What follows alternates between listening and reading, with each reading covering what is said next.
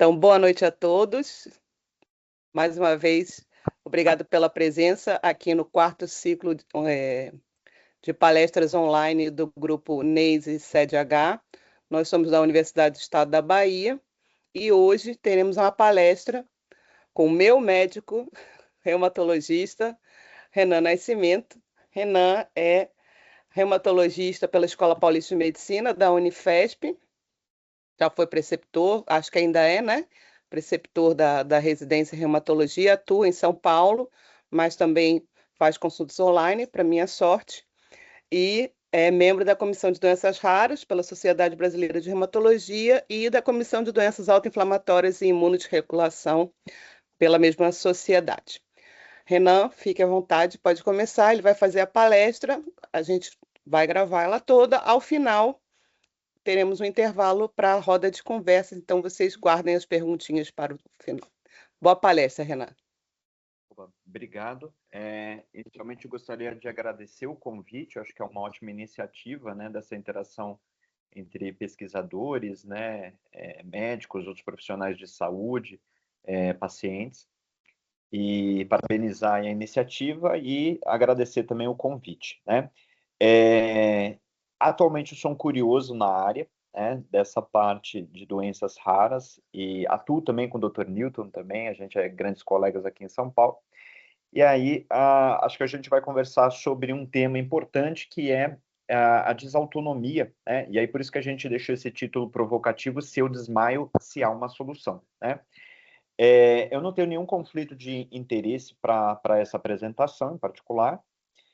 E aí, assim, quando a gente tenta responder essa primeira pergunta do título, né, se eu desmaio, se há uma solução, a gente precisa entender que de 20 a 78% dos pacientes com síndrome de Ehlers-Danlos hipermóvel apresentam alguma disfunção autonômica, o que gera muitas vezes desmaios. E esses desmaios, do ponto de vista médico, a gente chama de síncopes, tá? Como os estudos são muito heterogêneos, né, então a gente tem esse dado que ele é muito variável, de 20 a 78%. E quando a gente pega os sintomas, né, de um paciente com SED, a gente vê que tem diversos sintomas, né, então diversas queixas e comprometimentos orgânicos. Então, né, manifestações oculares, gastrointestinais, musculoesqueléticas, né, torácicas, cardiovasculares, e hoje a gente vai se ater um pouquinho a essa pequena, mais impactante manifestação, que é a síncope, né? E quando a gente fala um pouquinho de síncope, a gente está falando de um universo de pacientes que podem ter diversas doenças que explicam esses desmaios ou que explicam a sensação que muitas vezes o paciente tem que vai desmaiar. Não necessariamente que desmaie, mas né, uma sensação de tontura, né, sensação que vai perder o controle. E a gente tem várias doenças aqui que a gente vai comentar um pouquinho, né, desde neuropatias de fibra fina, doenças cardiovasculares, né, síndrome de ativação mastocitária, síndrome BOTS, né, que é uma taquicardia ortostática. Então, tudo isso permeando. Mas é importante, né, tanto para alguns médicos têm uma dificuldade enorme de reconhecer isso, e principalmente paciente, que quando a gente fala de doenças do espectro, a gente tem que entender que os pacientes, eles são uma escala que não é só preto no branco. A gente tem um degradê de cores, tons de cinza mais claro, tons de cinza mais escuro, que colocam muitas vezes naquele determinado período, né, de tempo. Às vezes o paciente está com um pezinho numa doença, mas ele pode ter o pezinho em outra doença, e isso pode acontecer, essa sobreposição, muitas vezes, de manifestações ou de comorbidades dentro da própria sede aqui, como a gente está falando, mas isso é na medicina geral, né? Então, às vezes a gente tem algumas doenças que elas são muito categóricas, né? Ou seja, está grávida ou não está, né? Não tem meio termo. Mas a grande maioria das vezes a gente tem um degradê, né? O paciente que tem diabetes, mas é o pré-diabetes, o outro está usando insulina, e aqui não vai ser muito diferente, tá? Então, para isso, a gente vai conversar um pouquinho sobre a síncope, né? E aí eu queria deixar um primeiro conceito para a gente entender aqui o sistema, quando ele está desregulado, quando eu falei de desautonomia, eu preciso saber o que é o sistema nervoso autônomo, né? E o sistema nervoso autônomo, que é responsável por essa, né, questão de fuga ou luta, né? É um sistema nervoso que a gente não consegue controlar. A gente tem um sistema nervoso, né, que a gente consegue controlar, que vai mexer, né? O fato da gente mexer um braço, mexer uma perna, né? A gente realmente fazer um movimento. Isso é um sistema nervoso totalmente controlável. Mas o sistema nervoso autônomo, que é dividido em sistema nervoso simpático e parasimpático, a gente não consegue controlar o quanto que eu vou contrair a minha pupila, ou quanto que eu vou estimular a saliva, ou quanto que eu vou dilatar o meu brônquio ou não. Então, isso vai depender muito do meio ambiente. Então, qual é a perturbação interna do meu corpo ou externa, né, vai fazer com que me prepare para essa luta ou fuga, né? Luta ou fuga, basicamente, vai acionar muito o sistema simpático, ou seja, eu preciso dilatar a minha pupila para enxergar melhor, o meu coração precisa bater mais forte, né? Eu preciso parar, né, de ter uma peristalse no meu intestino, né? Porque eu preciso lutar ou fugir. Isso é simpático, né? E a gente tem um sistema muito mais tranquilo, que é o sistema parasimpático, que é um sistema de freio, né? Então, eu estou tranquilo aqui, e aí agora eu posso fazer minha digestão, né? Eu não preciso de tanta, né, pupila para enxergar, né? Eu estou mais relaxado. Isso até na literatura médica, muitos termos, quando a gente traduz do inglês, né, a gente acaba se confundindo nesse conceito, né? Então, basicamente, o sistema parasimpático é um sistema que a gente breca. É como se fosse, né, calma, tranquilo, dá tempo, então, da gente fazer uma alimentação adequada, da gente descansar, da gente urinar, da gente defecar. Então, isso aqui é tranquilo, é um sistema parasimpático. Enquanto o sistema simpático é esse sim, o sistema que eu preciso fugir, né? Tô vendo um leão na minha frente, eu preciso lutar. Esse é um sistema que eu preciso ser ativado, né? E então, basicamente, é um sistema que acelera, o outro freia. E isso sempre vai ter um contrabalanço, tá? Quando eu falo de luta ou fuga, e a gente fala que esse termo aqui era para ser um ou outro, mas fugir e lutar é sistema simpático, é porque é uma terminologia errada de fight or to flight, né? Fight, lutar, flight é de voar, como se estivesse no piloto automático, e aí sim, flight seria o parasimpático. Então, muitos livros acabam traduzindo errado, então, essa luta ou fuga como sendo parasimpático e simpático. Não, fugir e lutar é a mesma coisa. Simpático é acelerar, parasimpático é o flight, que é o do piloto automático, da gente estar mais tranquilo e a gente desacelerar. O problema é que existem algumas doenças que esse sistema, né, de acelerar e desacelerar está meio desregulado, que é o que a gente vai ver aqui, que é a desautonomia. Quando o sistema nervoso autônomo, seja por um excesso de sistema nervoso simpático ou uma falha do sistema de freio parasimpático, a gente vai ter um sistema totalmente desregulado e isso pode atingir os pacientes com SED. Então, a SED, os pacientes têm vários graus de desautonomia, que é quando esse sistema autônomo que a gente não controla bem pode ter algum problema. Isso vai ter repercussões do ponto de vista da batida do coração, né, com palpitações, do ponto de vista de intolerância, tontura, desmaios, sintomas gastrointestinais são muito comuns, intolerância ao calor, né, fadiga extrema, alteração da função da bexiga, então tudo aquilo, né, que a gente não controla, seja para mais ou para menos, a gente pode ter esse sistema de forma aberrante, tá bom? E como a gente vai percorrer essa desautonomia, eu queria deixar um conceito básico aqui, que é o processo normal hemodinâmico, né? É muito comum os pacientes terem esses sintomas de desautonomia quando levantam, né? Quando a gente precisa de algo rápido, né, de contrabalanceio entre o simpático e o parasimpático. E para isso a gente precisa saber o normal, o equilíbrio, a fisiologia hemodinâmica, ou seja, quando eu levanto, eu estou deitado, suponhamos aqui, o meu sangue está distribuído desde a minha cabeça até o meu pé. Mas quando eu levanto, é normal a gente desviar por uma questão de gravidade, né? O sangue ele vai ser desviado para baixo, né? E ele vai ter que vencer depois essa gravidade. Alguns pacientes conseguem fazer esse fluxo reverso, né, contra a gravidade de forma rápida. Outros pacientes vão ter uma repressão da volemia do sangue, né, a nível da perna. Isso vai ter impacto de quanto de sangue que vai para o sistema nervoso central. Portanto, o normal, quando eu levanto, que a gente chama de posição ortostática, é de que 500 a 800 ml de sangue, né, praticamente 10% do volume de sangue, né, do que a gente tem, vai se deslocar para baixo, num período de 2, 3 minutos. Ou seja, é normal a gente ter algumas alterações de frequência cardíaca e de pressão para contrabalançar. A gente estava dormindo, deitado, agora eu levanto, agora é uma outra realidade.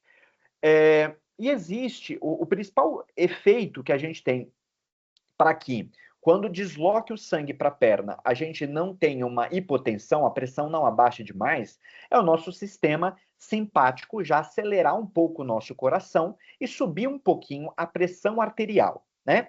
Para que a pressão chegue no cérebro e o cérebro ele não sofra com falta de nutrientes, tá? Então, isso é normal a gente levantar a frequência e pressão aumentarem e para que a gente consiga também gerar um pouco de pressão para o cérebro, a gente faz um pouquinho de constrição das artérias a nível de membros inferiores, para que a gente consiga gerar essa pressão e o sangue se desloque para um órgão nobre que é o cérebro, tá bom? Existem outras compensações. Então, uma outra questão de compensação é a panturrilha, que a gente chama de músculo gastrocnêmio. É a segunda bomba cardíaca, né, que a gente chama. Então, a gente tem as alterações cardíacas, mas por isso que quando a gente treina bem uma panturrilha, a gente consegue deslocar contra a gravidade o sistema venoso para ele retornar para o coração e automaticamente para pulmão, cérebro, que são órgãos nobres. Temos outros sistemas hormonais importantes para gerar pressão, como o sistema renina-angiotensina-aldosterona e a vasopressina. São todos hormônios que tentam reter um pouco mais de sal, porque quando a gente retém mais sal, a gente gera mais pressão arterial dentro do vaso. Só que esses sistemas, eles demoram mais. Sistema renina-angiotensina-aldosterona, sistema vasopressina vai demorar horas para fazer efeito. Já vaso, coração e panturrilha, que é o gastrocnêmio, isso é quase que de imediato, tá? Então, essa é a função normal, a fisiologia hemodinâmica. E, gente, isso é tão importante que quando a gente pega, por exemplo, os astronautas que foram agora na Artemis, né, que foi aquela operação para a Lua, mesmo que foi 7, 8 dias de operação, esses pacientes, eles têm muita desautonomia quando eles voltam do espaço, porque esse sistema aqui, por uma semana a pessoa ficar sem gravidade, quando chega aqui, vai precisar reabilitar todo o sistema nervoso autônomo para que esse paciente consiga ficar em ortostase novamente. Então, é por isso que existe a medicina espacial, porque a fisiologia, o equilíbrio, ele é essa realidade da Terra aqui, que não é a realidade quando a gente desloca pressões arteriais em outros cenários. Então, isso é o equilíbrio normal, tá? Mesmo em indivíduos saudáveis, se você ficar muito tempo deitado, uma semana no hospital deitado e você vai levantar, você pode ter algum grau de desautonomia, justamente por realmente até esses sistemas se controlarem. Então tem uma matemática, né, uma conta, né, que gera a pressão arterial. Ou seja, a pressão ela é um produto, né, na verdade, uma multiplicação entre o volume de sangue que eu tenho, se perder muito sangue, automaticamente eu vou alterar minha pressão arterial, mas o quanto de frequência cardíaca eu estou destinando disso e o quanto de resistência na periferia, né, principalmente nos membros inferiores, eu estou tendo, né? Então, qualquer uma dessas alterações, se eu alterar o volume de sangue, a frequência cardíaca e a resistência vascular periférica, eu vou alterar a minha pressão arterial, tá? E isso vai derrubar automaticamente a pressão e vai gerar algum grau de hipoperfusão, ou seja, falta de sangue no cérebro, e o paciente pode ter ou a sensação que ele vai desmaiar, ou mesmo ele vai desmaiar e desmaia, tá? Então, 6 a 7 segundos é o suficiente para um fluxo sanguíneo cerebral já levar uma síncope e levar um desmaio. Porque o nosso cérebro ele precisa de glicose, ele precisa de nutrientes para que realmente ele consiga funcionar. É um dos principais órgãos do ponto de vista metabólico, né, glicolítico, é o cérebro, tá? E existem algumas falhas nesse sistema de pressão arterial que alguns pacientes podem ter. Então, ao invés de um paciente que ele levanta, ele tem um aumento da frequência cardíaca, ele pode ter, por algum motivo, a diminuição, né, da frequência cardíaca, levando a bradicardia, ou seja, uma frequência cardíaca menor do que o esperado. Essa é uma resposta que a gente chama de cardioinibitória. E a outra resposta que a gente vê muitas vezes de falha é a resposta vasodepressora, ou seja, quando a gente levanta, de vez a gente contrair os vasos da perna, por algum motivo dilata. E aí, aquele sangue que era para ir até 800 ml, desloca até 1,5 litro de sangue para a periferia, para o membro. Isso pode ter uma repercussão, porque é uma matemática da pressão arterial aqui, tá? Então, essas são as principais falhas desautonômicas que a gente vai ver ao longo do processo, tanto por inibição da frequência, como por inibição da resistência que é atribuída ao coração a bater, tá? Então, existem várias causas de desautonomia no paciente com SED. Uma das primeiras. E aqui a gente vai ver tudo teorias, tá? Existem muitos estudos que apontam teorias, mas a gente ainda está muito na fase pivotal aí do ponto de vista experimental, né? E é uma jornada ainda para a gente tentar entender um pouco melhor o porquê a desautonomia é tão frequente no paciente com SED.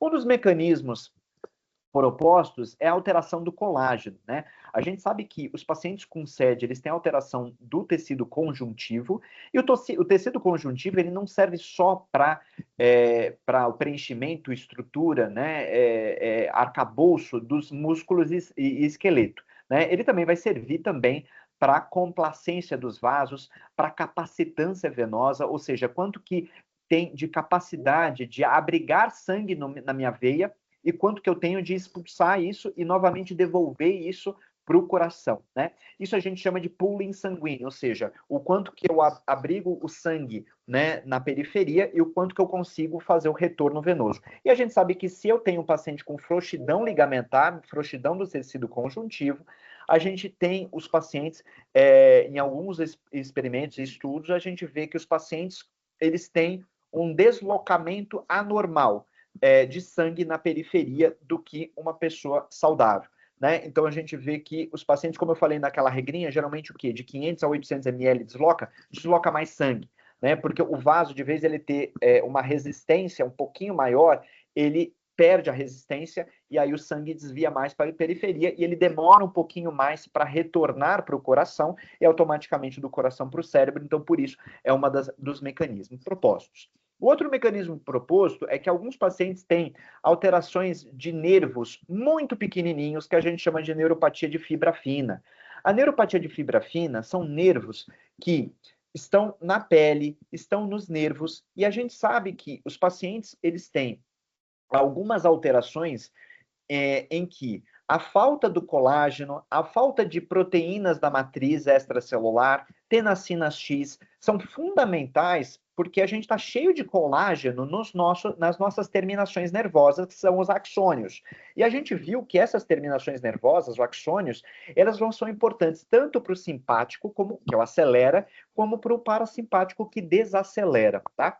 Então, do ponto de vista de neuropatia de fibra fina, a gente está vendo cada vez mais essas alterações nos nervos e isso impacta num sistema aberrante na desautonomia também que a gente vê nos pacientes com SED e também de como que esses vasos fazem a termorregulação, né? Então, é muito comum, muitas vezes, a gente vê alterações de temperatura, fica mais quente, fica mais frio, tem intolerância ao frio, tem intolerância ao calor, né? E tudo isso. E como que chega o sangue para o nervo, né? Que a gente chama o vaso de sangue que fornece o suprimento sanguíneo para um nervo periférico, a gente chama de vasa nervorum. Né? E isso, né, precisa de colágeno e o fluxo de sangue ele é um pouquinho também alterado para esses pacientes. Existem alguns outros mecanismos, né, como doenças autoimunes. Alguns trabalhos mostram que alguns pacientes têm anticorpos contra o sistema adrenérgico e colinérgico, que é um sistema de receptores que vai agir tanto no simpático como no parasimpático. Então, anticorpos contra receptores alfa, anticorpos contra receptores beta, são alguma das teorias, anticorpos contra uma proteína chamada proteína G, que é uma proteína que tem 7 domínios na membrana plasmática e faz a sinalização de muita coisa que acontece no neurônio e nas células, também em alguns trabalhos mostrando que alguns pacientes têm anticorpos contra esses receptores, principalmente pós-infecção de Covid, pós-infecção de Epstein-Barr, que é uma infecção comum que faz a mononucleose infecciosa. Então, a gente tem vários mecanismos. É provável que isso seja um guarda-chuva. Existem pacientes que são mais puramente colágeno, outros têm muito neuropatia, outros têm alguma doença autoimune associada, né? Como eu coloquei naquele espectro de doença, né? É provável que um ou outro, ou mesmo, né, calhe às vezes de ter 2 ou mais componentes também. E existe o elo mastocitário também. Alguns pacientes também, a desautonomia pode ser explicada, porque existe uma célula chamada mastócito, que é uma célula que libera produtos de alergia, como histamina, né, prostaglandina, que são substâncias que levam à vasodilatação, né? Quando a gente fica com alguma alergia, né, essa célula mastócito libera histamina e libera alguns produtos, né, leucotrientes, que vai levar uma vasodilatação ali para mostrar, ó, tem alguma coisa está fazendo uma alergia aqui, isso não é normal. E alguns pacientes com desautonomia também têm a síndrome da ativação dos mastócitos, que também pode gerar algum grau de desautonomia. Então, é como eu coloquei, pode ter um paciente com uma manifestação ou uma sobreposição de manifestação. Vamos falar um pouquinho de neuropatia de fibra fina, que talvez é onde o ponto da ciência está mais crescendo nos últimos anos, né? Quando a gente fala de neuropatia de fibra fina, é provável que exista, então, aquilo que eu falei, da má perfusão, falta um pouquinho de sangue no neurônio, e a gente vê que esses fios nervosos acabam morrendo, né, e gerando alguns trabalhos, até 61% dos pacientes com SED podem ter, né, perceba que são trabalhos com N muito baixo, né, mas é algum dado que a gente tem. E aí, quando a gente coloca a neuropatia de fibra fina, a gente está colocando que as terminações nervosas na pele do paciente, de um paciente normal, perceba a quantidade de fio que a gente tem aqui, tanto simpático como parasimpático, mas por algum motivo, os pacientes com SED, eles acabam fazendo uma doença em que a gente encurta, diminui a quantidade de neurônios para a periferia e, consequentemente, esses neurônios vão impactar aí na parte nervosa, na termorregulação, do quanto de sangue que chega naquela região, né? E isso a gente não vê na eletroneuromiografia, né? Quando a gente fala em eletroneuromiografia, a gente está falando de fibra grossa, né? É um baita nervo grande, um nervo mediano na mão, um nervo femoral na perna. A gente está falando de fibras que ficam correndo pela pele. Então a gente não vai conseguir flagrar na eletroneuromiografia, que é o principal exame hoje como ferramenta de neuropatias no geral, né? E do ponto de vista de neuropatia de fibra fina, justifica uma série de sintomas, como dor, né? Essas fibras, apesar delas não serem mielinizadas, fibra C, fibra A delta, são fibras periféricas que não são mielinizadas, mas que dão muita dor, né? Dão muito formigamento, sensação de choque, alodínia, que a gente chama de dor de característica de nervo, dor neuropática, né? Pacientes com cãibra, coceira. A coceira também é uma característica de problema neurológico, né? E por isso que muitos pacientes, muitas vezes, têm que tomar algum tipo de medicamento para problema neurológico, seja pregabalina, gabapentina, amitriptilina, carbamazepina, são medicamentos de condições dolorosas ou que a gente tenta ajudar as manifestações ou diminuir um pouco o sinal desses nervos que estão morrendo e gerando mais sinal ali, consequentemente, na medula e no cérebro dos pacientes. Então, isso é uma tendência, a gente vê, não é particular da SED, mas é algo que a gente tem visto aí com frequência, tá? Então, como eu estava, né, já iniciando, então outras causas de doenças, remédios, podem dar também desautonomia, né? E, consequentemente, essas neuropatias de fibra fina. Então, principalmente, pelo menos aí eu digo na minha função como médico, a gente ver se tem alguma outra doença também que pode colaborar também ao paciente ter algum problema neurológico, né? Porque o paciente não é só SED, né? E então, quando a gente fala em outras doenças, a gente tem hoje em dia, né, doenças que fazem proteínas amiloides, ou seja, proteínas que eu não consigo quebrar, são proteínas que o meu sistema, como se fosse um lixão das células, eu não consigo colocar isso aqui no lixo, e algumas proteínas acabam acumulando e danificando meus nervos. A gente chama de amiloidose cerebral a doença de Alzheimer, mas alguns pacientes podem ter essa proteína amiloide, né, nos nervos, e a gente chama de amiloidose, tá? E hoje em dia a gente tem fantásticos tratamentos para amiloidose periférica, né, que podem ajudar os pacientes a gente a encontrar isso. Existem pacientes que têm outras doenças autoimunes que também podem contribuir também nos problemas neurológicos, como lúpus, síndrome de Sjögren, artrite reumatoide, né, problemas na tireoide. Existem pacientes que também têm condição como fadiga crônica, que também podem levar uma sobreposição aí com a sede, né? Ou mesmo, né, fadiga crônica no geral. Fibromialgia também, alguns pacientes a gente vê que também tem neuropatia de fibra fina, né? É um espectro de fibromialgia com muito mais desautonomia do que a gente vê na prática, né?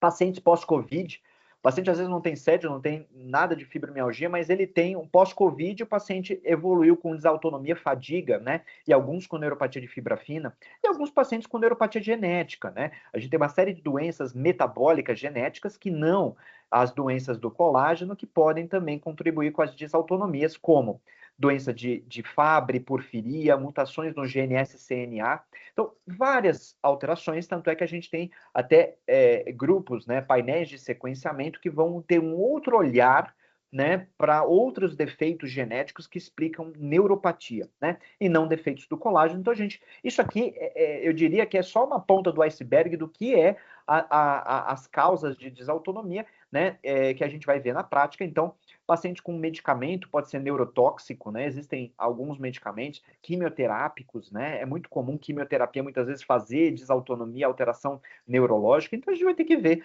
o paciente no geral, tá? E aí, assim, de uma maneira um pouco mais didática, eu vou tentar trazer para vocês 3 pacientes aqui, que são pacientes do meu consultório, para a gente tentar pontuar algumas desautonomias aí mais clássicas, né? Que podem percorrer aí o espectro da sede. Aí eu deixei o primeiro paciente aqui, que a gente vai falar que é o paciente, eu deixei nesse título provocativo, a gente já vai entender o porquê. Eu coloquei aqui como será tudo muito vago assim, vai ser a primeira historinha aqui que eu vou trazer. A historinha do meio aqui, de um outro paciente que eu vou trazer, eu coloquei aqui como subtítulo aí, putz, que tontura, vocês já vão entender o porquê. E o terceiro paciente, que a gente vai terminar a aula aqui, eu vou colocar quem está roubando a minha paz, tá bom? Então vamos começar com o primeiro paciente, será tudo muito vago assim. Vou colocar a nossa zebrinha aqui em cima. A nossa zebrinha é uma paciente de 31 anos, do sexo feminino, é uma paciente dentista, tá? Que quando ela veio para mim, ela veio com uma queixa de lipotímia. A lipotímia, ela é um sinônimo de pré-síncope, ou seja, o paciente fala, olha, eu tenho a sensação que eu vou desmaiar. Isso diversos momentos do dia, principalmente quando eu fico muito tempo, né, a paciente tem uma alta performance, né, dá aula, então, assim, atende no consultório como dentista, então, quando ela ficava muito tempo de pé, né, auxiliando, né, ali, né, seja dando aula ou com os pacientes dela, ela sentiu uma dificuldade aí de ficar muito tempo em pé, que a gente chama de ortostase. E aí, do ponto de vista de linha do tempo, quando a gente foi resgatar um pouco a história, né, dela, a gente viu que desde a infância a paciente tinha algum grau de hipermobilidade, né? Então, assim, até a mãe falava, né? Até o irmão falava, olha, né? A minha mãe, a minha irmã, ela é bem cansada, né? Minha irmã, ela é muito doída. Então, isso já chamava atenção para um grau de hipermobilidade que vinha acompanhado de dor articular, porque nem toda criança, né, que tem hipermobilidade, você vê que as crianças colocam, né, as juntas em vários lugares, nem todas têm dor articular, né, ou que preenchem um critério de síndrome de hipermobilidade. Mas, no caso aqui, preenchia e passava mal também na academia. Então, começou a fazer na adolescência academia, tal, idade jovem e tal, e começou a passar muito mal na academia com hipotensão e algumas vezes até documentada, que muitas vezes a gente não consegue flagrar, mas ela trazia essa informação.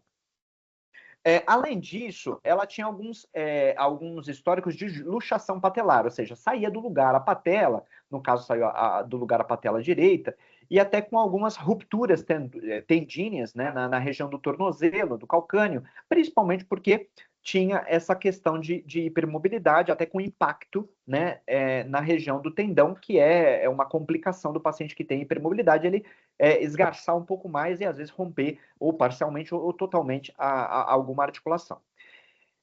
Então chamava atenção esse dado. Chamava outra atenção um outro dado, em 2019, a paciente teve uma trombose na perna, principalmente em vigência do anticoncepcional, foi suspeito o anticoncepcional oral, a princípio ficou atribuído como essa uma das causas, né, de trombofilia, chegou a fazer um anticoagulante, que a gente chama de rivaroxabana, né, classicamente a marca mais conhecida é o Xarelto, fez anticoagulante por um tempo, ficou bem, parou com o anticoncepcional, não voltou a ter nenhuma trombose.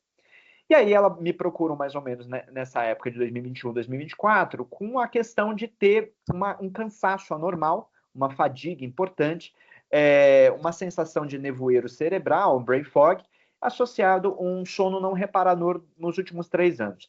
E me chamava atenção, porque é uma paciente assim que, né, tinha feito, né, até aqui a gente está falando, né, de pesquisadores, então tinha feito o doutorado fora, estava, né, em alta performance, né, estava do ponto de vista de carreira, né, né, de ascensão na carreira, estava indo bem, né, então, né, chamava atenção esse dado aí de ter, né, muito cansaço, né, sono e tudo mais.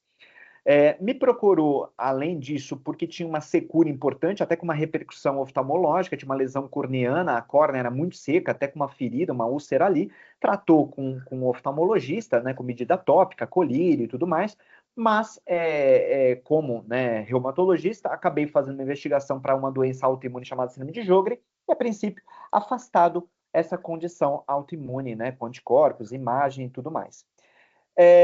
No exame físico, né, aquela hipermobilidade que ela me contava, ela preenchia os critérios que vocês já devem estar carecas de saber, que são os critérios de Benton, né, proposto por Benton. A gente tem vários critérios, mas o Benton é o mais clássico hoje em dia da gente fazer no ambulatório, com algum grau de instabilidade articular, ou seja, em algumas articulações, quando a gente desloca um pouco mais, fica com aquela sensação que vai sair do lugar. A pele chamava muita atenção, um paciente com hematoma fácil, né, nos membros inferiores, né, o livedo, que é aquela mancha, né, a gente vê os vasos um pouquinho entremeados, um roxidão, que a gente chama de livedo reticular em membros tanto superiores como inferiores, e um pouquinho de edema nos membros inferiores. E tinha uma questão que a gente chama de fenômeno de Renault, quando a mão no frio, principalmente aqui em São Paulo, que faz muito frio, né, a gente vê mão, pé, quando fica frio, faz uma mudança de cor. Fica vermelho, branco, né, vermelho, branco, roxo, né, não necessariamente tudo, mas tinha um componente de fenômeno de Renault importante.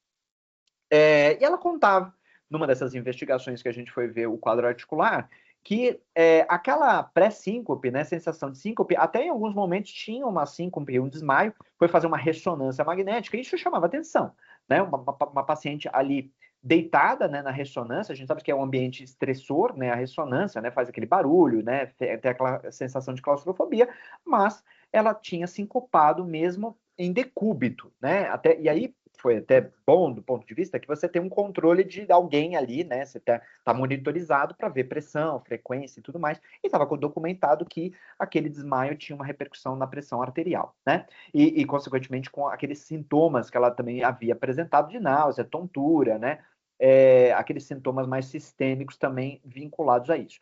Então, do ponto de vista aí da paciente, a gente acabou fechando o diagnóstico de síndrome de Ehlers-Danlos hipermóvel para ela, preenchi os critérios articulares, já preenchi alguns critérios de desautonomia, e algo crônico, né? Ninguém está falando de um evento agudo. E chamava a atenção que a gente precisava entender um pouquinho melhor porque que a paciente tinha essa intolerância ortostática, né? Ou no exercício, por que o paciente não consegue fazer atividade física, né? E para isso, a gente solicitou um exame chamado Tilt Table Test. E o Tilt Table Test, que a gente já vai comentar um pouquinho, ele mostrou que lá para 20 minutos, quando a gente aplicou o dinitrato sublingual, ou seja, quando a gente dá um estresse, além de subir a cama e descer, a gente faz um estresse no sistema cardiovascular, a pressão ela despencou, né? Então, uma pressão sistólica aí em 11,80 de diastólica chegou a cair aí para níveis muito baixos, tanto da sistólica, né?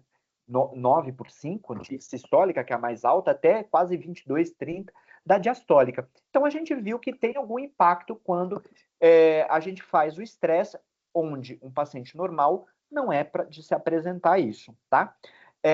Esse tilt, ele não estava dos melhores. Então, a gente vê que no Tilt Table Test, que é um teste para a gente ver desautonomia, a gente tem uma queda de pressão mais acentuada do que o esperado, e a frequência cardíaca, apesar deles não terem dado o gráfico, a gente vê que a frequência cardíaca da paciente, ela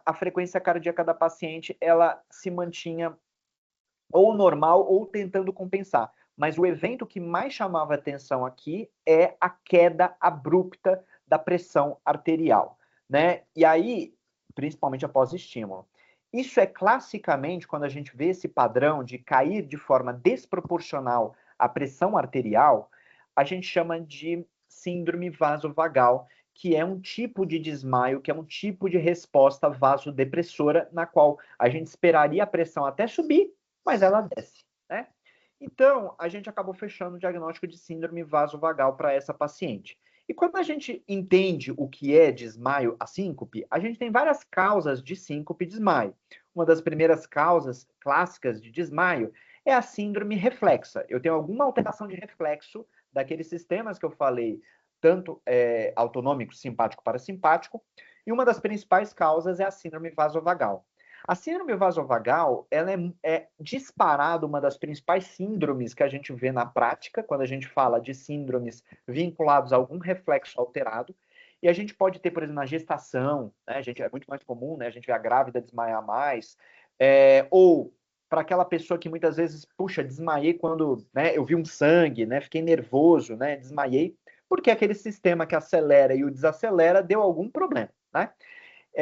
E principalmente um dos estresses que a gente vê é ficar muitas vezes levantar rapidamente, né, fazer algum movimento, ir na academia, né, ou mesmo quando você está muito tempo sentado, levantar. Isso é uma das principais causas da vasovagal. A situacional, por exemplo, em casos muitas vezes da pessoa, muitas vezes, por exemplo, desmaia quando tosse, desmaia quando vai no banheiro, né, urinar ou defecar, então é também uma das causas. Síndrome do seio carotídeo, a gente tem vários receptores aqui, ó, na região do pescoço, né? É muito comum a síndrome do seio carotídeo em idoso, né? Aquele idoso que desmaia no carro, a gente vai ver o cinto de segurança batendo numa placa de gordura aqui no pescoço dele, ele fez uma reação e desmaiou, né? Então, isso classicamente a gente vê um pouquinho mais, geralmente, a síndrome do seio carotídeo em pessoas mais idosas, com algum problema já na carótida, que é onde tem esse vaso aqui do pescoço. Existem pacientes que têm hipotensão ortostática por problemas medicamentosos, né? O paciente tomou demais, um diurético, desidratou, né?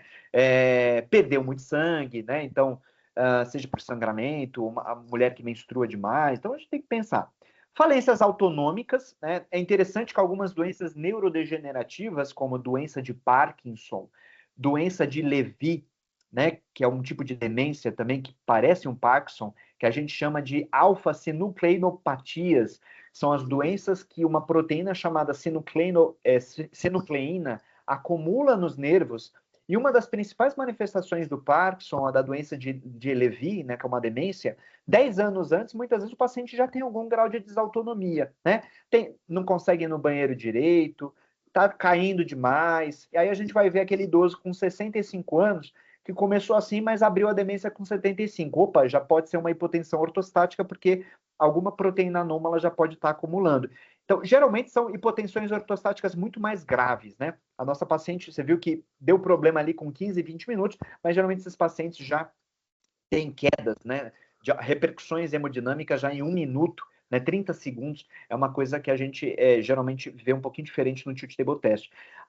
Do ponto de vista de síncope cardíaca também, né, tanto síndromes de taquicardia, arritmias, né, e aí, veja, a gente se preocupa, o jogador de futebol faz tanto eco, eletro, e muitas vezes a gente não consegue flagrar por que tem morte súbita, cai no campo de futebol. Às vezes tem alguma arritmia, né, muito comum, às vezes no idoso, né, cardiomiopatia hipertrófica, síndrome de Wolff-Parkinson-White, Brugada, são doenças que dão síncope e muitas vezes a gente são doenças mais graves, precisa de marca-passo, senão vai morrer, vai ter uma parada cardíaca. Então, a gente sempre se preocupa nesses pacientes em afastar condições cardíacas, porque essas têm, do ponto de vista de mortalidade, né, a gente precisa atuar rápido, né? As outras, a gente tem um certo grau de apesar da morbidade, a gente tem algum grau de tempo para conseguir ajudar os pacientes. E claramente, independente da causa de síncope do paciente, isso vai gerar algum grau de falta de perfusão cerebral e, consequentemente, ter alteração da pressão e obviamente, justificar muitos sintomas dos pacientes, tá? Então, existe uma cascata passo a passo quando a gente fala principalmente dessa síndrome vasovagal, que por uma situação de estresse, né, e aí classicamente é a situação de levantar, né, fazer um exercício rapidamente, mudar a posição do corpo, ou ter algum grau de estresse importante, alguma situação importante, né, de perigo, que a gente vai precisar do nosso sistema que acelera, que a gente falou do sistema simpático, né? A gente tem a nossa adrenalina, a noradrenalina aqui na região em cima do rim, a glândula supraadrenal vai liberar adrenalina para que a gente acelere o coração, seja para levantar, seja para enfrentar um perigo, né? E é normal a gente acelerar o coração e aumentar a pressão arterial. O normal seria aumentar a frequência, aumentar a pressão. Mas por algum motivo, os pacientes com síndrome vasovagal, quando a gente faz esse baita estímulo no simpático, a força da contração cardíaca acaba estimulando algumas células cardíacas que a gente chama de fibras do tipo C cardíacas, fibras do tipo C cardíacas, que são fibras parasimpáticas, que é o sistema contrarregulatório, o sistema de freio.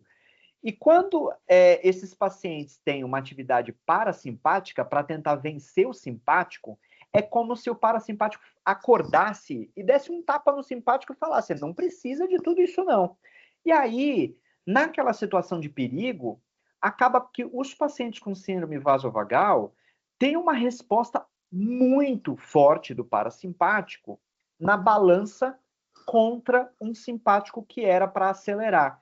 E é uma das justificativas dos pacientes terem uma reação de diminuir a frequência cardíaca e diminuir a frequência e a pressão, e automaticamente, de forma paradoxal, de uma forma que eu não esperaria, diminuir o débito cardíaco. A gente chama isso de reflexo de Bessel-Gerês, que é o reflexo que diminui a frequência cardíaca e a pressão arterial de forma desproporcional do que a gente esperaria, né? Vou dar um exemplo aqui, é para eu ver num leão que a minha frequência cardíaca e pressão suba para eu conseguir fugir. Agora, se eu ver um leão e cair duro, né, ficar parado, não é normal. Mas é interessante que em outras espécies a gente vê também esse comportamento, né? De um comportamento de que numa situação de perigo, a gente meio que, entre aspas, finge de morto contra um estímulo externo. Então, isso não é particular da espécie humana, a gente vê esse comportamento em outros animais também, e uma das teorias, né, explicações, é esse sistema que o parasimpático acorda, né, e ele dá um tapa no simpático de uma maneira desproporcional àquela situação. Isso justifica uma falha, né, da pressão arterial e da frequência.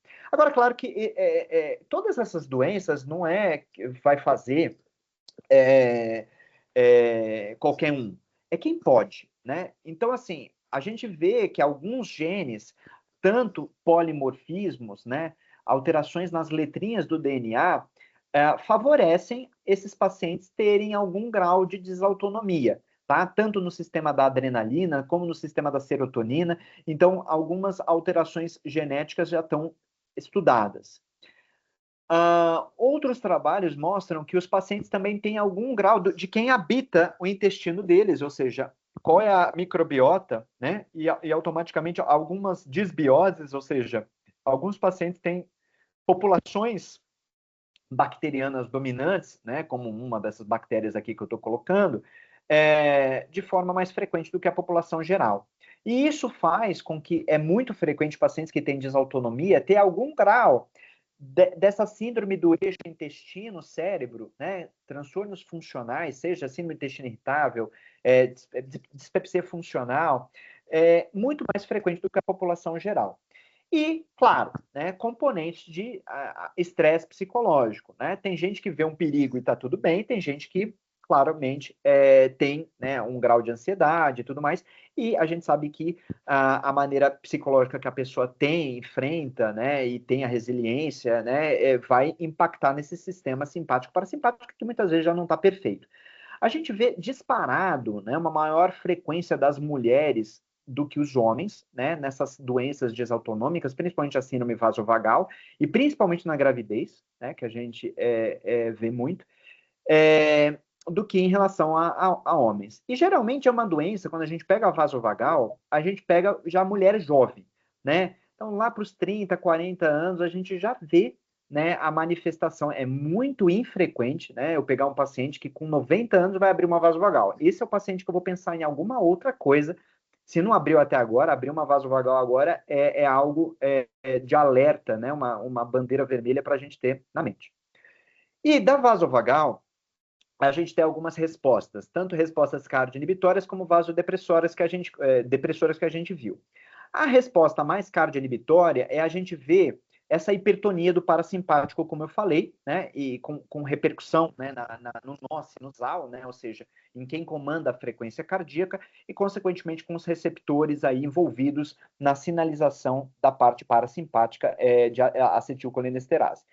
A pressão, existem alguns pacientes que têm uma questão pressórica muito mais envolvente por diminuição da resistência vascular, né, o quanto que abriga o sangue na periferia, ou seja, onde eu quero chegar aqui. Existem pacientes que têm mais alteração da frequência, alguns pacientes mais alteração da pressão, e o mais comum de tudo é a gente ver, muitas vezes, alterações da frequência cardíaca com alterações da pressão arterial na síndrome vasovagal, tá? Então, a gente chama isso de componente misto, ou seja, o mais comum é a gente ver o paciente tendo uma alteração da frequência cardíaca, ele pode fazer desde bradicardíaca até assistolia, ou seja, ele para 3 segundos, 4 segundos de bater o coração, depois volta, até a frequência, a pressão arterial diminuir de forma desproporcional. E para isso que a gente fala tanto, né, quando a gente quer avaliar o tilt table test, que é um teste meio, né, os pacientes vão falar, puxa, o médico está provocando a minha síncope, né? Graças a Deus, hoje em dia, a gente não provoca as coisas nos pacientes, mas tem alguns testes que não tem jeito. Se o paciente fala para a gente que está lá na academia, eu não consigo ir com ele, ou eu não consigo, mesmo que eu fosse até ele na academia, eu não consigo fazer né, na infraestrutura que a gente tem, a gente checar vários parâmetros cardiovasculares durante ele fazendo o esforço. Então, se ele está com problema para fazer atividade física, ou intolerância, ou está desmaiando, a gente vai tentar reproduzir o sintoma, né? É igual o paciente que tem angina, colocar ele para fazer a esteira, vamos ver o que acontece. Porque aí eu consigo ajudar melhor aquele paciente. E por isso tem esse teste de tilt table test, o teste de inclinação, que a gente vai tentar colocar o paciente em decúbito, fica deitadinho, levanta, né, fica em ortostase, e a gente vai ver os fluxos de frequência e pressão, lembrando que tanto pressão, frequência, saturação de oxigênio é esperado, né? A gente vive numa realidade deitado, vive numa outra realidade em pé. E aí a gente tem as curvas de normalidade para sexo, para idade, né? Se eu pegar uma criança, é diferente de eu pegar uma pessoa de 100 anos. Então, a gente vai colocar nas curvas para ver o quanto que aquilo está alterado e o quanto que eu posso chamar de doença. Então, tem o protocolo clássico, que pelo menos 10 minutos, a gente vai avaliar o paciente deitado e vai jogar a cama, né, para o alto, né, para tentar fazer essa estabilização dele de frequência e pressão. Geralmente, a gente angula, né, pelo menos 70 graus, então entre 60 e 80, vai depender do aparelho, né, e do local. E geralmente o período mínimo é de 5 a 10 minutos, mas alguns pacientes o ideal, né, principalmente porque alguns pacientes têm umas desautonomias mais leves, a gente só consegue flagrar com 40 minutos, 45 minutos, né? Então, a gente vai precisar de um bom equipamento, né? E alguns centros fazem até com cardiologista, anestesista, porque se desmaiar tem um médico ali e algumas falhas muitas vezes vêm só quando o paciente está muito tempo em pé ou quando a gente injeta o medicamento para estressar o sistema, tá? É claro que quanto mais dado, melhor, a gente, do ponto de vista de ver eletrocardiograma, ver pressão e tudo mais. E hoje em dia, isso ainda é muito em protocolo de estudo experimental, né? Mas é provável que a gente consiga, no futuro, ter mais lugares que a gente consiga ver Doppler transcraniano, né? Ou seja, ver o fluxo de sangue no cérebro, e ver a capnografia, o quanto de CO2 a gente está para a gente tentar ter quanto que a parte pulmonar está conseguindo reter o CO2, esse gás importante. Então, a gente está expandindo, né, também o que a gente tem de análise no tilt table test para tentar entender um pouco melhor o que acontece. E claro que a gente não vai colocar todo mundo para o teste, né, fazer esse teste. Então, basicamente, é os pacientes que têm hipotensão, né? Então, né, seja uma hipotensão mais precoce, mais tardia, né? Quando faz algum esforço, que a gente chama de valsalva, ou mesmo aqueles pacientes que têm intolerâncias, né, crônicas. Vou dar um exemplo, né? Nosso paciente dentista. Muitas vezes ela não tem na hora, mas depois que ela fica 3 horas, 2 horas ali, né, tensão, a posição ingrata, né, do dentista ou um cirurgião, tá fazendo uma neurocirurgia, tá 18 horas lá na mesa cirúrgica, naquele estresse ali, aí vai lá e desmaia. Obviamente não era para desmaiar, né? Então, por mais que está 18 horas em pé, então alguma coisa está acontecendo ali. Às vezes a gente flagra isso do ponto de vista cronicamente, quando está muito tempo em pé. Perdas transitórias de consciência, até porque é importante o diagnóstico diferencial de convulsão, né? Então, muitas vezes o paciente perde a consciência. Frequentemente, na síncope, a gente tem o retorno da consciência de maneira rápida, né? Quando a gente compara com uma convulsão, que o paciente muitas vezes não necessariamente precisa fazer abalo tônico-clônica, mas que ele tem um período que a gente chama de pós-ictal muito prolongado, então fica horas meio letárgico, não sabe onde está. Isso a gente chama mais atenção para uma convulsão do que um leve desmaio síncope, tá?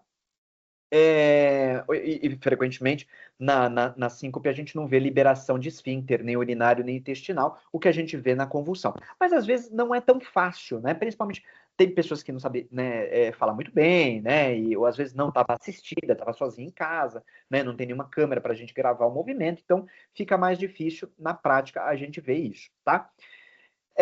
As hipotensões ortostáticas, né? A gente graduar o quanto que a pressão cai, né? O quanto tempo, isso ajuda também bastante a gente, né?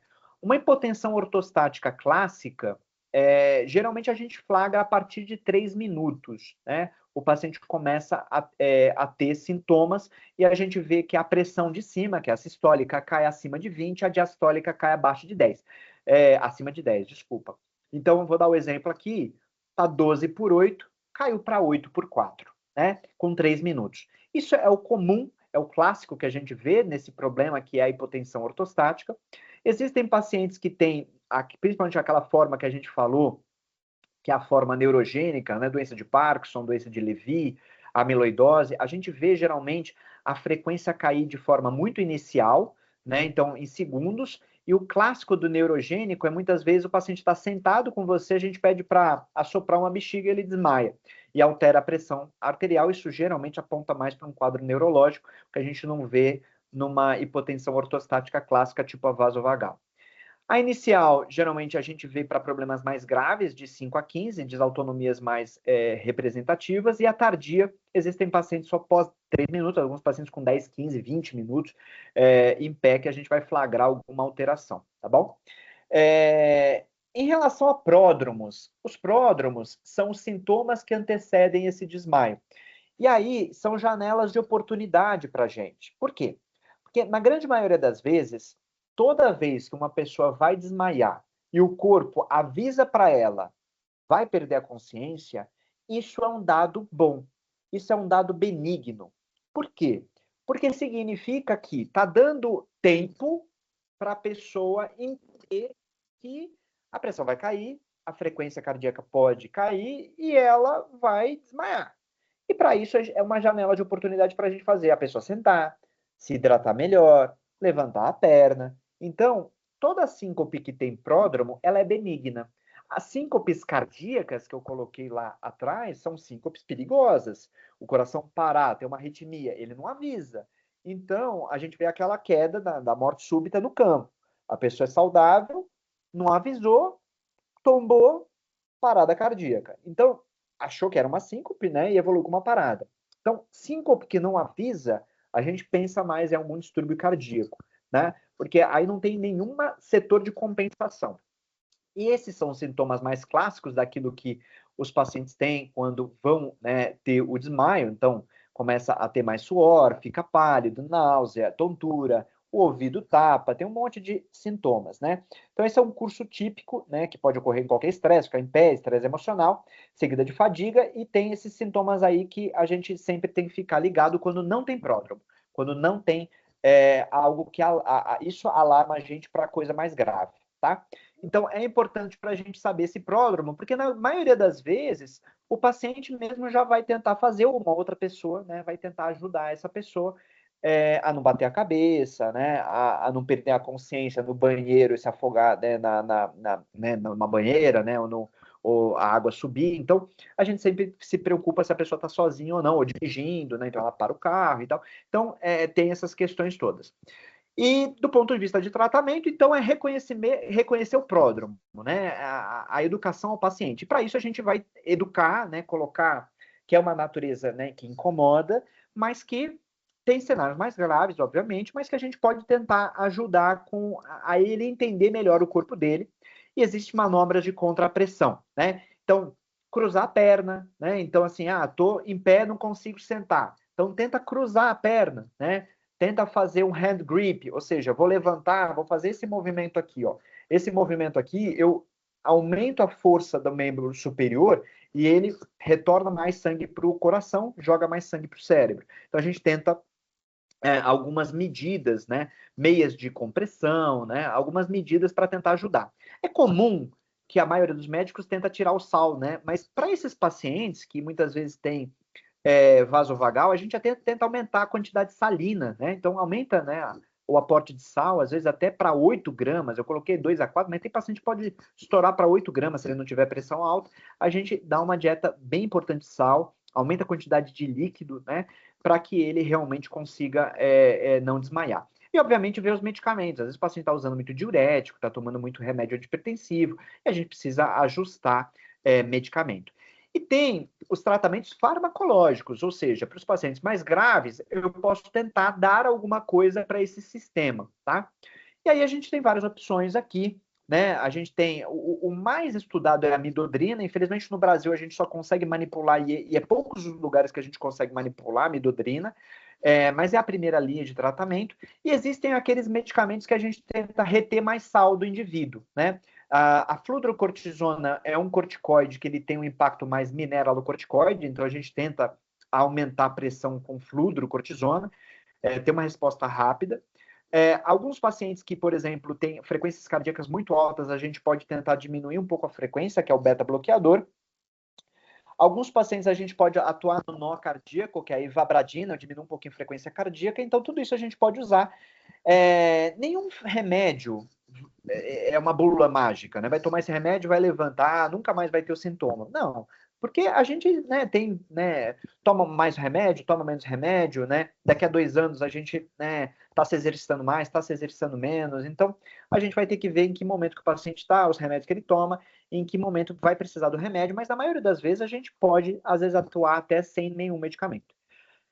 E existem as terapias mais graves, né? Para os pacientes mais graves, até que fazem assistolia, o coração para de bater em 3 a 5 segundos, mais do que isso, eu não posso me dar o luxo de um coração que não volta em 3 segundos, da gente falar, tá tudo bem.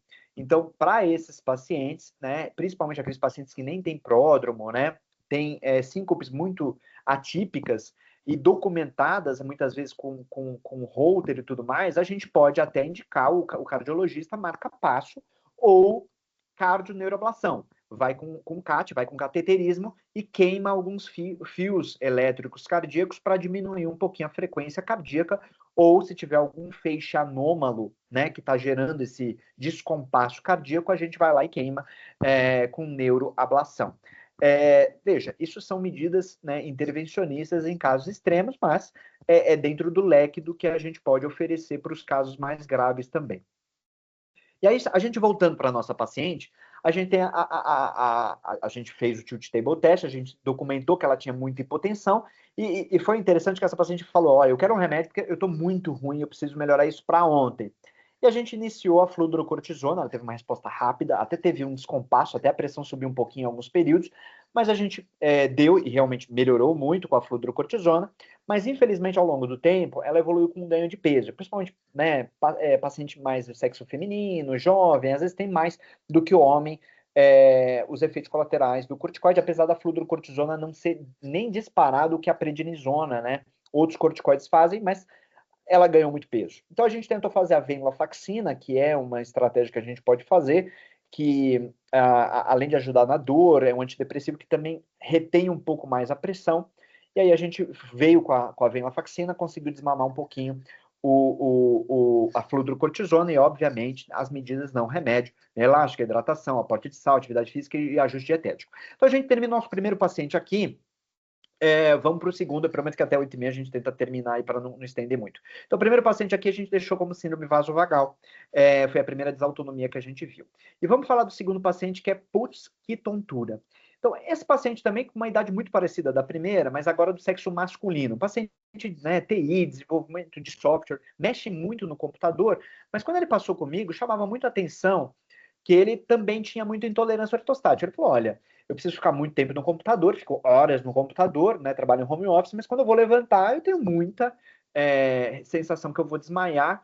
E aí, assim, mais uma vez, quando a gente volta, né, na infância, a gente via que o paciente também tinha aquela história de, puxa, meu filho, né, muito cansado, né, sempre não quer fazer atividade, né, sedentarismo, aqui tá errado, né, então sedentarismo progressivo, não conseguia fazer, né, atividade física como os coleguinhas, né, na escola tal, e tinha já umas alterações de sono e microdespertares. Em 2019, então, ele começou com esse quadro aí de intolerância ao exercício, com tontura, cefaleia e muita fadiga. O que chamava atenção para esse paciente era cansaço, né? Ele veio para mim com fadiga.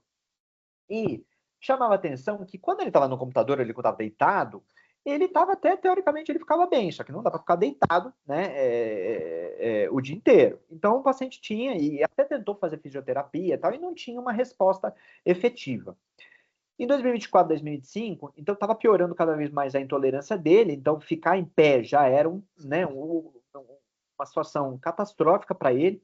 Deitado ele não passava mal, mas tinha essa sensação de precisa viver, precisa fazer as coisas. O calor também deflagrava os sintomas e tinha muitos sintomas também gastrointestinais, né? Então, intestino irritável, plenitude, já tinha investigado, não tinha nenhuma gastrite, nem nada grave no intestino, mas também tinha muito sintoma gastrointestinal. E aí ele já tinha alguma investigação paralela de outros especialistas. Do ponto de vista cardíaco, ele já tinha feito um mapa, né? A pressão dele estava normal, em casa. A parte cardíaca dele, o ecocardiograma, Holter, estava tudo normal. Fez uma investigação para um tumor que produz, né, esses hormônios, né, como a adrenalina, a metanfrina, que é o feocromocitoma. A dosagem das catecolaminas para a investigação desse tumor foi negativa, e tinha a investigação aí da parte muscular, como ele não ficava, né, ele passou no neuro, o neuro ainda investiga, mas a princípio até agora não encontrou nenhuma causa de distrofia muscular, né? Então fez CPK, aldolase, eletroneuromiografia, até fez uma biópsia muscular, tudo normal da parte muscular, e aí ele veio até mim para avaliação reumatológica. Me chamava a atenção também um quadro de hipermobilidade, ele preenchia 6 dos 9 critérios de Bento, e também com um quadro meio da pele meio desautonômico, uma alteração assim, não estava nem tão calor, e muita cianose, muito eritema, então uma pele meio mesclada, vermelha, roxa, mas desproporcional aí à temperatura. E aí, novamente, esse paciente suspeitando aí da condição, acabei solicitando um tilt table test. E aí, o que chamava atenção no tilt table test dele? A gente vê em vermelhinho a pressão arterial sistólica, a azulzinha diastólica e a verdinha a frequência cardíaca. E perceba que aqui, no momento que ele começa o tilt table test, né, no minuto 0 aqui, a gente vê que o comportamento está relativamente até aqui, ó, vamos dizer 5 minutos, pressão até 14/9, tá ok, frequência cardíaca um pouquinho tá até elevada, mas o que chama atenção? Quando ele começa a fazer, depois de 20 minutos, o nitrato para estressar um pouco o sistema, dá uma olhada o quanto que ele começa o tilt, que estava aqui a frequência cardíaca dele, ao redor de 90, e olha quanto dispara a frequência cardíaca para ao redor de 150, batendo 160 de frequência cardíaca. Até 30, eu levantar, é normal a minha frequência cardíaca, por exemplo, eu estou vivendo a 60, sentado, levantei 90, tá tudo bem. Agora, tá 90, vai para 150, isso é desproporcional. E perceba que quando a gente vê a pressão arterial nesse minuto de 30 minutos, a pressão arterial aqui, ó, ela não alterou, diferente da primeira paciente. Aqui a gente tem uma pressão sistólica e diastólica 14/10, ou seja, o que alterou foi a frequência cardíaca de forma desproporcional. E por que eu coloquei o subtítulo Putz, que tontura? Para a gente lembrar que uma das causas aqui não é o Putz, é o POTS. É uma das doenças que, apesar de descrita desde 1980, a gente tem falado mais dela, que é a síndrome POTS, que cada letrinha é um acrônimo. Postural Orthostatic Tachycardia Syndrome, ou seja, uma síndrome taquicardizante, uma síndrome que a minha frequência cardíaca dispara de forma desproporcional à minha postura em pé, que é a minha postura ortostática. Então, vamos falar um pouquinho da síndrome POTS, que é uma síndrome que exige que o paciente tenha uma frequência cardíaca de forma desproporcional maior do que 30 batimentos por minuto, né, quando ele se levanta, né? Alguns pacientes, quando mais jovens, né, que a gente vê frequências cardíacas maiores, a gente adota 40, né, em criança, mas na forma de adulto a gente deixa acima de 30. É muito comum o paciente disparar frequências acima de 120, então 140, 150 de frequência cardíaca. E o que é clássico no POTS e o difere das hipotensões ortostáticas da síndrome vasovagal é que esse paciente não mexe na pressão, ele mexe na frequência, tá? E a taquicardia é sustentada, ele fica, né, muito tempo com a frequência cardíaca disparada. A gente tem que, obviamente, né, para um diagnóstico de síndrome POTS, afastar a possibilidade, né? Então, né, parece bobo, né? Mas, gente, o paciente usou cocaína, o paciente está usando algum medicamento da tireoide, a tireoide está toda bagunçada. Então a gente vai ter que ver, ajeitar a casa aqui, porque muitas vezes pode ser outra causa, que é até muito mais comum do que a síndrome POTS. Mas afastando remédio, né, afastando outras causas aí, a gente pode chegar nesse diagnóstico. E geralmente, mais uma vez aqui, infelizmente aí, acaba afetando mais as mulheres, geralmente mulheres jovens também, do que é muito comum, mulher jovem, mas aqui o nosso paciente é um sexo masculino, o que atrasou muito o diagnóstico dele, mas com muito impacto aí funcional. Hoje em dia a gente fala muito na síndrome POTS, né? Então a cardiologia, né, a reumato, então a gente está vendo a neuro, a gente está vendo mais essas doenças, elas afetam em alguns trabalhos, até 500 mil americanos, né? A estimativa é que até 3 milhões de pessoas no mundo são afetados pela POTS, mais de 90% é do sexo feminino. E mais uma vez, a gente pensa mais mulher jovem, né? Uma mulher de 70, 80 anos abrindo POTS, eu vou pensar em alguma outra coisa. Mais de 5 anos de atraso, né, diagnóstico, infelizmente, apesar de uma síndrome que não é tão rara assim, não é tão falada assim, né, na faculdade ou mesmo nas comunidades, né, para a sociedade. Então, a gente vê, infelizmente, às vezes o paciente passar por mais de 10 médicos até chegar o diagnóstico correto.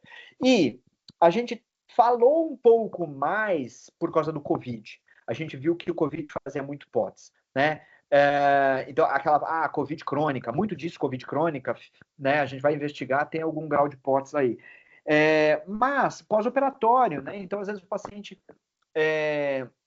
fica muito tempo parado, aí quando ele levanta, vai reabilitar, e a gente vê realmente que o descondicionamento ele é muito, muito importante no POTS. Então, é muito comum o paciente, muitas vezes, começar a fazer atividade física e melhorar os sintomas da POTS, e parar a atividade física e volta tudo a estaca zero do POTS. E é muito comum as comorbidades junto com o POTS, seja enxaqueca, cefaleia, síndrome do intestino irritável, síndrome da fadiga crônica, fibromialgia, ativação mastostada. Então, vem nesse pacote, né, de outras doenças que muitas vezes fazem parte desse grau de desautonomia aí. E existem alguns fenótipos da síndrome POTS. O primeiro fenótipo é o paciente que ele é mais neurogênico, né? Então, alguns trabalhos mostram que esses pacientes têm algum grau de denervação do sistema simpático, né? O que ocasiona, muitas vezes, o paciente a represar mais o sangue nos órgãos internos, pelve, baço, fígado, e muitas vezes é a tentativa aí da frequência cardíaca disparar, porque o sangue está deslocado para algum outro lugar, né? É muito comum o paciente ter um pouquinho de roxidão na perna, do braço, nesses períodos também de taquicardia.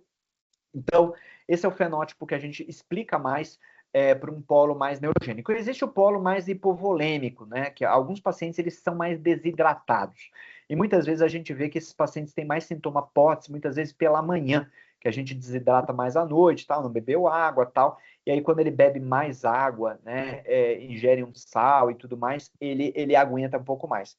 E existe o paciente mais hiperadrenérgico, que quando a gente dosa as catecolaminas noradrenalina, ele realmente quando ele fica em pé, ele estoura a quantidade de adrenalina, noradrenalina. Então, assim, esses são clusters, né? São blocos, né? Que tem paciente mais perfil neuropático, paciente mais desidratado, paciente mais hipersimpático, mas na grande maioria das vezes, igual a vasovagal, que é um componente misto, esse também às vezes mescla um pouquinho, por isso que a gente precisa hidratar bem o paciente, né?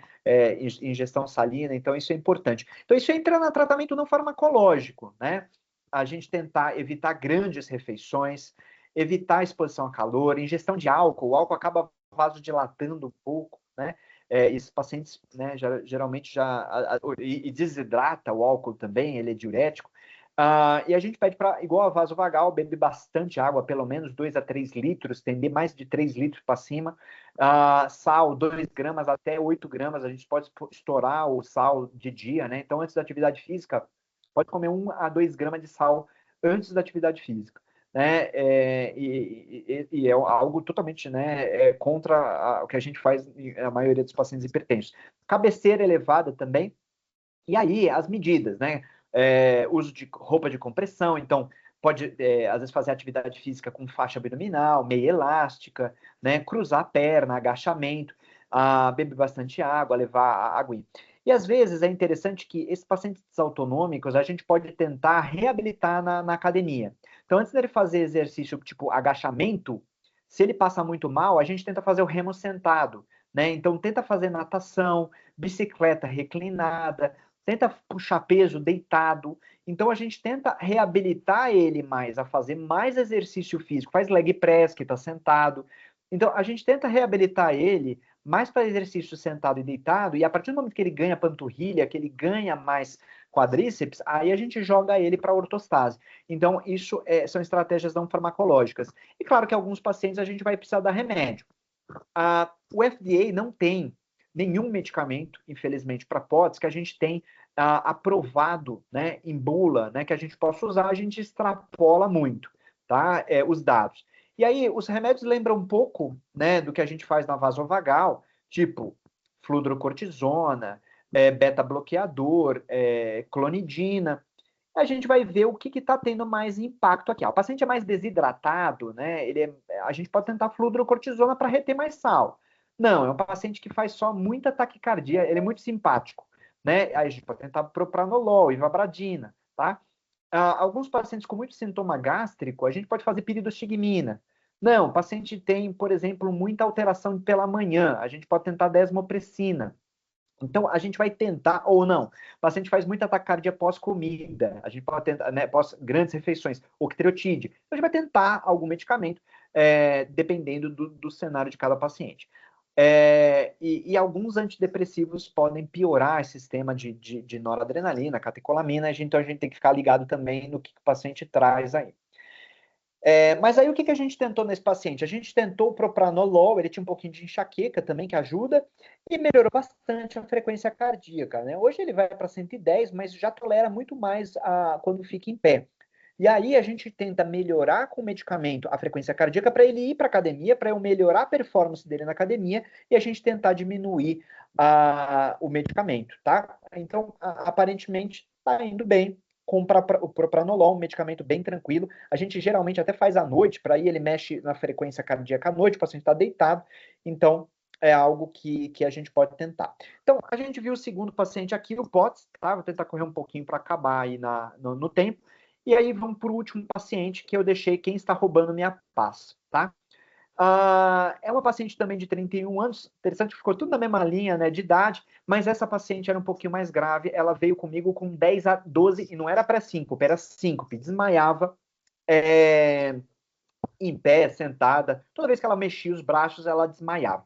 E aí chamava atenção que desde a infância ela tinha um quadro de hiperelasticidade cutânea muito importante, né? Até essa paciente depois, ela foi colocar prótese mamária, a prótese até, eu nunca tinha visto isso, a prótese ela deslocou para a região abdominal, né? Então ela tinha uma frouxidão ligamentar muito importante, tinha dor difusa, cicatrização ruim, então todas as cirurgias que ela fazia tinham baita cicatriz, e chamava atenção, o pai tinha uma rotura da aorta, tá? Em 2021, ela começou com esses desmaios, lipotímias, e chamava a atenção que mesmo sentada, quando ela fazia, por exemplo, mexia no álbum de fotografia, né, estava cozinhando, ela desmaiava. E chamava a atenção também que a paciente começou a ter urticária. um tipo de urticária de doença autoimune, que a gente chama de urticária crônica espontânea, e de forma melhora parcial, tá errado ali, ela começou um metotrexato com uma resposta parcialmente com um dermatologista para a urticária que ela tinha.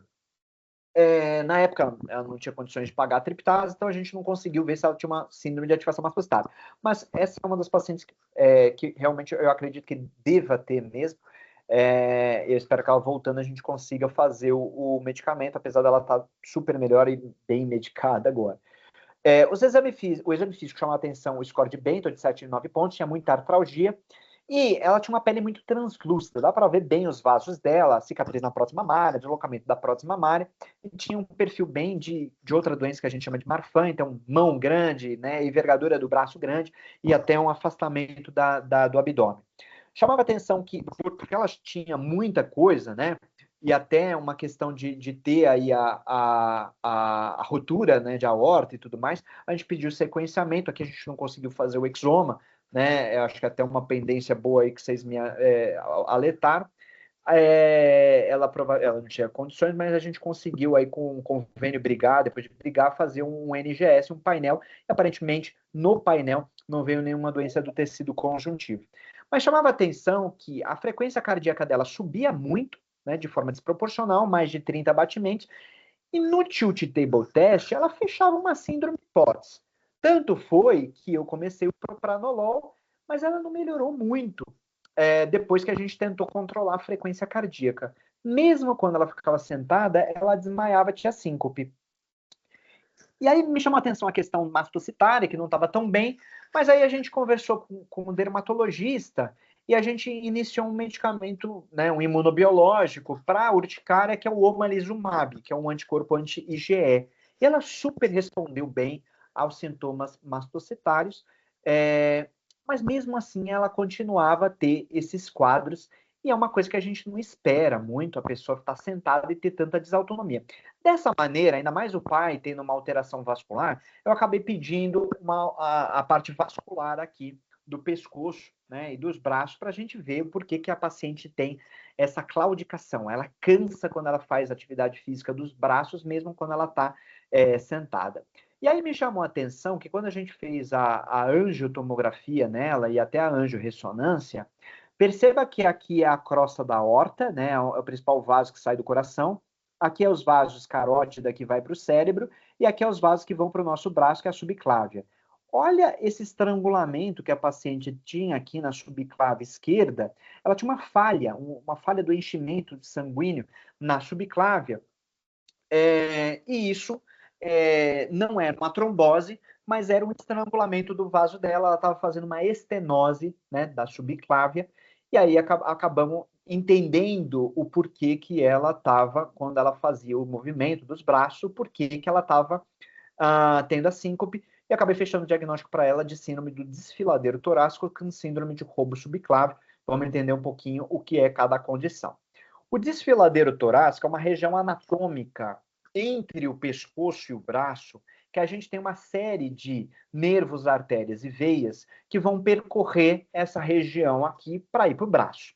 A gente tem alguns pontos, é como se fosse um corredor, o começo do túnel desse corredor, a gente tem essa região do triângulo, a gente tem uma região mais das subclávias aqui, e a gente tem a região peitoral. Então, a gente tem algumas causas, né, que a gente chama de síndrome de desfiladeiro torácico, quando a gente tem compressão, ou do nervo, ou da artéria, ou da veia. E a gente tem as formas, seja a forma neurogênica, que é disparada a mais comum. Então, o paciente com um acidente de trânsito vai lá, faz um acidente de trânsito, tem um problema no nervo do braço, ele pode ter um desfiladeiro torácico, né, no plexo braquial aqui que vai para o braço. Mas tem alguns problemas venosos e arteriais. O mais raro é o arterial que a paciente tinha, ela tinha uma estenose da subclávia que vai para o braço. E o que acontece? Uma das complicações dessa síndrome, que ela é rara, que é a síndrome do desfiladeiro torácico, é quando o paciente ele tem uma falha, seja por uma gordura, seja por uma estenose do colágeno, como essa nossa paciente, seja por uma trombose na subclávia. O que acontece? O paciente ele pode fazer o seguinte: quando o coração está bombeando e eu tenho uma falha do sangue que vai para o braço, o que que acontece? Se o meu braço começa a fazer exercício físico, ele começa a puxar e falar, olha, corpo, eu estou precisando de energia aqui, eu estou trabalhando, meu músculo aqui, eu preciso desviar a energia. Se o sangue não vem pelo principal ramo, que é a subclávia, o que, que ele vai tentar fazer para puxar o sangue para o vaso do braço? Ele vai puxar o sangue do cérebro. Então, o que, que vai acontecer? Como aqui está normal, está indo para o braço direito, está indo para o cérebro pela artéria vertebral e pela basilar. O que, que acontece se esse sistema está ruim aqui? Ele vai fazer um influxo, ele vai fazer a síndrome do roubo subclávio. Ou seja, essa subclávia que está doente aqui, ela puxa o sangue da basilar e da vertebral do sangue contralateral que está bom.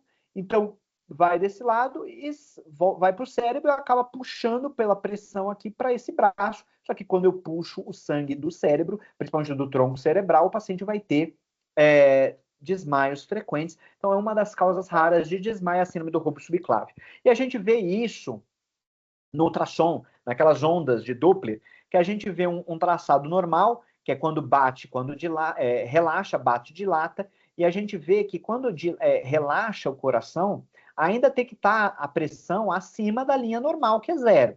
Alguns pacientes com síndrome do roubo subclávio muito grave, perceba que quando vai dilatando, né, a complacência do vaso, alguns pacientes têm um fluxo inverso, ou seja, a linha de base fica até reduzida, tá? Então, aqui o sangue está indo para o membro, assim, aqui o sangue está totalmente invertido. Então, quando a gente coloca um ultrassom numa carótida, numa vertebral aqui, a gente pode ver que o sangue, ele de vez de ir para o cérebro, ele está retornando para o braço. Então, essa é uma causa rara, que é a síndrome do roubo subclávio. Existem várias causas, a principal causa é gordura, é a aterosclerose, mas algumas outras doenças, se eu tiver uma inflamação dos vasos por doença autoimune, que a gente chama de vasculite, seja arterite de Takayasu, arterite de células gigantes, são doenças autoimunes raras. A compressão, como na nossa paciente aqui, do desfiladeiro torácico, pela própria alteração do colágeno na síndrome de Ehlers-Danlos. Alterações congênitas, às vezes nasce com algum vaso alterado, né, alguma malformação anatômica, e às vezes o paciente tem alguma cirurgia que ele fez, e aí por isso que aí desviou o fluxo, porque ele fez alguma cirurgia, então é uma complicação cirúrgica, a síndrome do roubo subclávio. É claro que a gente vai ter que diferenciar o que é o fenômeno do roubo subclávico do que é a síndrome. Às vezes a gente vê no ultrassom que tem um fenômeno de ter roubo, uma inversão do fluxo sanguíneo, mas o paciente, por algum motivo, não tem clínica de desmaio, tá? E às vezes, sim, ele tem a clínica de desmaio, ele tem repercussão clínica, então aí a gente vai chamar de síndrome, realmente, do roubo subclávio. Tá? Então, nem todo paciente que a gente vê inversão de fluxo, a gente tem alteração clínica, mas aqui no nosso paciente a gente tinha os dois. E de manifestação clínica, alguns pacientes podem ser assintomáticos. De alguma maneira, o cérebro dele consegue compensar essa inversão do fluxo. Mas, alguns pacientes, é isso que a gente apresenta à nossa paciente, a claudicação do braço, ou seja, quando mexe o braço, tem esses desmaios. Com insuficiência desse sistema vértebro-basilar, então pode ter uma série de alterações neurológicas, e essa questão aí e raramente o paciente pode ter alguma alteração coronariana. Isso a gente vê quando faz revascularização do miocárdio, tá? Então a gente tem que sempre ter cautela. E esses pacientes com roubo subclávio que pioram, como algumas vezes é uma placa de gordura, ou às vezes é uma estenose, se ele piorar bruscamente, pode ser que ele agora fez uma trombose em cima daquela estenose, daquela placa de gordura. Então, pioras abruptas, a gente precisa pensar numa complicação. Aquilo já estava ruim, estreitado, piorou, né? E o diagnóstico é por imagem, a gente vai tentar ultrassom, Doppler, né, do sistema, para a gente ver essa inversão de fluxo, né? Pode tentar o Doppler craniano também, para a gente tentar ver o fluxo anormal, ou uma angio-TC ou uma angio-ressonância para entender melhor o que está acontecendo aqui embaixo, tá? E o ideal é que esses exames a gente peça dinâmico, ou seja, o paciente não pode fazer ultrassom e ficar parado, começa a mexer o braço lá, ou seja, aqui essa imagem não é todo lugar que a gente consegue fazer isso. Ele vai ter que mexer o braço na ressonância. Né? A gente vai ficar quietinho, não, mas a gente vai tentar fazer um protocolo de levantar e esforçar o braço dentro da ressonância ou dentro da angiotomografia para que a gente consiga ver o exame. É igual o cateterismo, arteriografia. A gente faz o CAT com o braço mexendo para a gente ver esse fluxo sendo roubado pela subclave. E o tratamento, na maioria dos casos, a gente tenta fazer de forma conservadora, tá? Então a gente tenta dar antiplaquetário, se tem gordura, estatina, né? Parar de fumar, tal, aquela questão toda, e o paciente entender melhor essa parte aí do que está acontecendo. Alguns casos graves a gente tenta fazer abordagens endovasculares, tá? Seja com angioplastia, né? Tentar botar o balão ali, ou cirurgia, abre e tenta fazer uma revascularização. Mas na maioria das vezes a gente tenta fazer, ou quando tem uma revascularização cardíaca, a gente tem que mexer nessa parte, mas na grande maioria das vezes dá para fazer alguma coisa conservadora.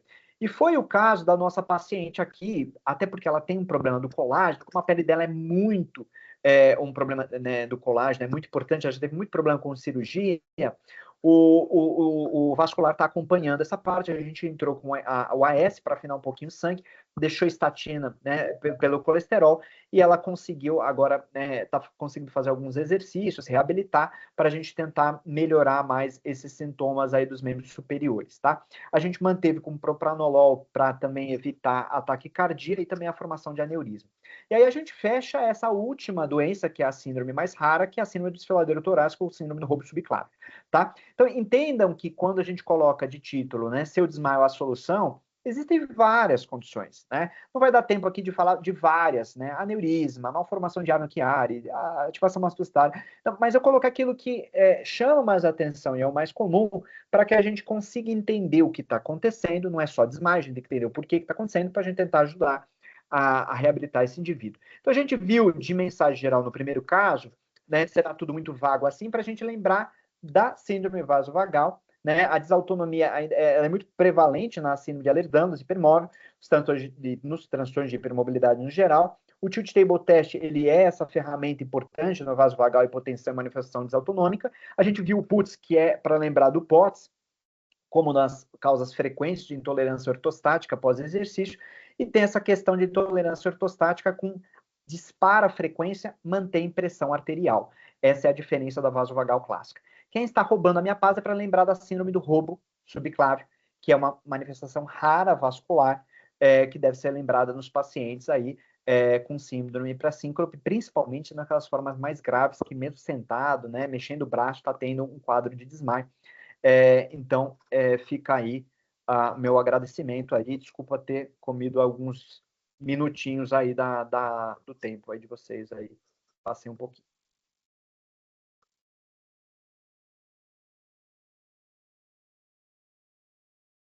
Fantástico, Renan. Meus parabéns, primeiramente. Muito parabéns, não esperava menos de você.